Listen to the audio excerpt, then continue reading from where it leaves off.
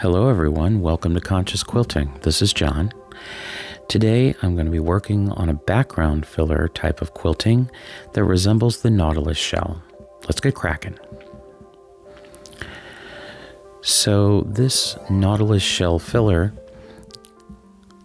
starts with a simple spiral, and then working from the center of the spiral, we move in a series of curving arcs from the inside to the outside of the spiral. And that's what makes it resemble a Nautilus shell. Once we complete one, we move on and create another in close proximity to it. This is worked in a pretty dense style. Certainly it could be sized up for more of an edge-to-edge quilting, but I think if you went too large with it, you'd start to lose the effect. As we build this out, you'll start to see where it adds a real sense of movement to the piece. And so it could be a wonderful addition around applique, in borders, in sashing. Be great in sashing, actually. And I think it was a lot of fun to stitch.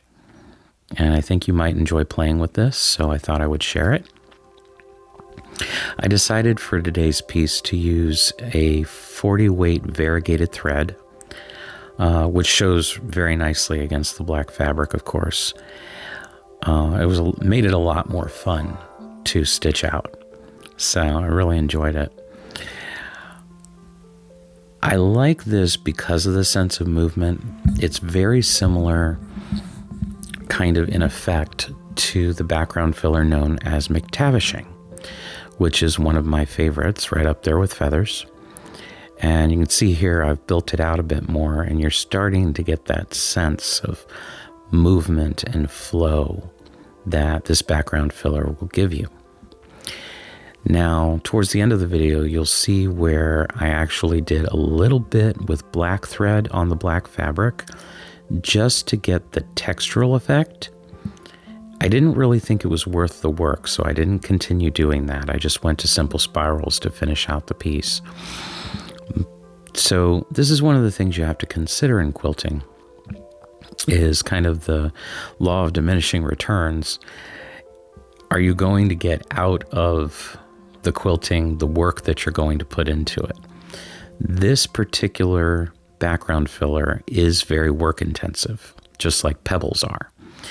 And there are cases where that's absolutely going to be worth every stitch that you put into it, but there are cases where it will not be.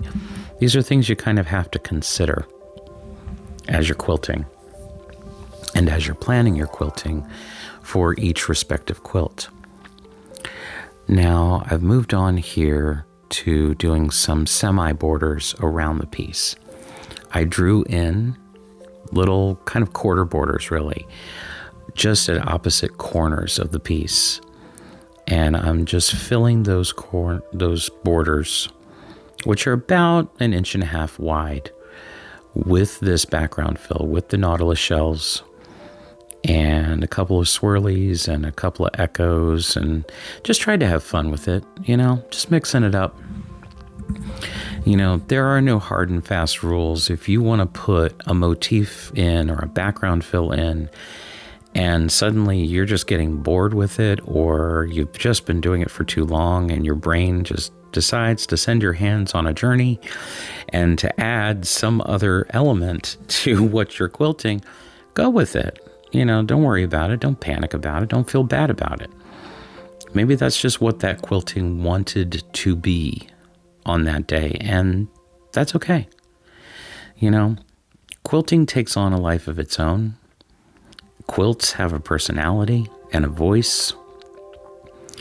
And we as quilters, I feel, we have to learn, we should learn. We don't have to, but we should learn to try and listen to that voice. Because a quilt will tell you how it wants to be quilted, I think. And different quilters would hear different things from the same quilt, but that's fine. That's part of interpretation. But I really feel like if we tune into what our quilts are, what they're meant to be, that we really can hear them and just get a sense of what the quilt wants to be when it grows up, you know? So, and it's a weird way to think about it, but it works for me. Maybe it'll work for you, maybe it won't. That's fine. Sometimes I get on one of my little hippie rants when it comes to quilting, and sometimes people laugh at it. Sometimes people get a little pensive about it, and they think about what I said, and they're like, oh, wow, I hadn't thought of it that way, but that works for me. Okay, cool. And then some people just, it doesn't click for them, and that's all right. That's fine. I have my own unique way of looking at quilts and quilting, and everybody doesn't have to agree with it. I don't expect them to. But I try to present my material in such a way that I think I'm getting my point across. And in most cases, I do. So, moving on here on this other border, I'm just filling that in. And I really had fun with the borders. Once I got the borders in, it started to take on almost a Celtic knotwork flavor. Not when you're right up on it, but just like when you're about 2 feet away from it, it really kind of hits you that way, and it grabs your attention, which I really, really liked. And I love how colorful it is. I love how it really kind of came out like thread painting on the black fabric. And I thought that was a lot of fun.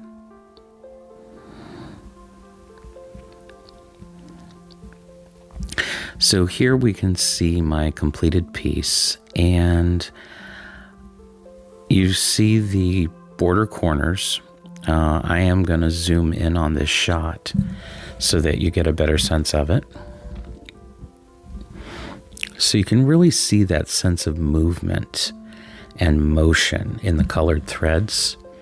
And then you can also see where I went around with black thread in the negative space. And you can see I've just added simple spirals around it.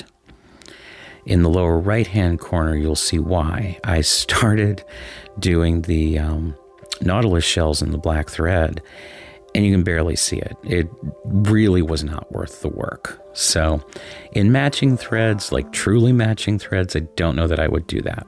Anyway, this is just a little quickie. I wanted to share it with you guys. I hope you enjoyed it, and I hope you go play with it.